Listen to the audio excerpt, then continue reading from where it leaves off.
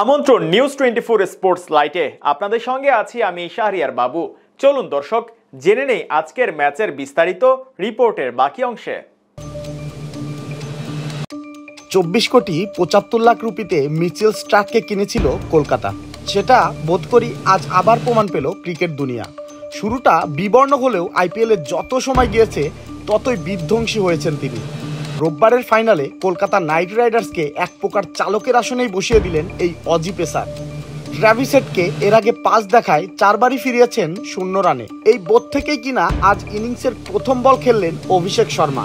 তরুণ এই ওপেনার নিজেও তো ছিলেন দারুণ ছন্দে, কিন্তু স্টার্কের আউটসুইং বলগুলো সামাল দিতে গিয়ে যেন খাবি খেলেন। টিকলেন মোটে 5 বল। ওভারের পঞ্চম বলে গুড লেন্থের ডেলিভারিটা সুইং করে বেরিয়ে যাচ্ছিল, তবে যাওয়ার পথে ছুঁয়ে দেয় অফ স্টাম্প। 2 রানে ফেরেন অভিষেক।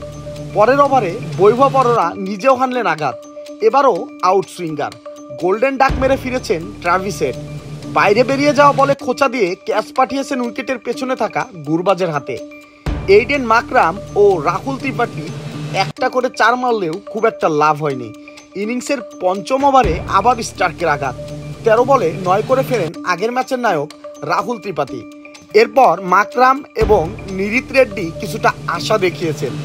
দুজনের কাছ থেকে কিছুটা 4-6 দেখেছেন দর্শকরা, কিন্তু দলীয় 47 রানে তাদের জুটি ভাঙেন হর্ষিত রানা। এবার তার কুইকার ডেলিভারিতে বিভ্রান্ত নীতিশ। বল ব্যাট ছুঁয়ে চলে যায় উইকেটের পেছনে গুরবাজের হাতে। এডেন মাকরাম এবার পুরো আসরেই ছিলেন নিজের ছায়া হয়ে। ফাইনালেও পারেনি প্রত্যাশা মেটাতে। ব্যক্তিগত 20 রানে ফিরে যান তিনিও। আন্দ্রে রাসেলের প্রথম শিকার তিনি। মাঝে বরুণ চক্রবর্তীর বলে শাহবাজ আর রাসেলের বলে ইম্প্যাক্ট হিসাবে নামা আব্দুস সামাদ আউট হলে দলীয় 100 পার হওয়া নিয়েই শঙ্কা পড়ে যায় হায়দ্রাবাদ। সেখান থেকে তাদের পথ দেখান অধিনায়ক প্যাট কামিন্স। জয়দেব উনাদকাটকে নিয়ে পার করে দলীয় 100 রান। তাদের জুটি থেকে এসেছিল 23 রান। আউট হয়েছেন জয়দেব উনাদকাট। এরপরেই অবশ্য ফিরে যান প্যাট কামিন্সও।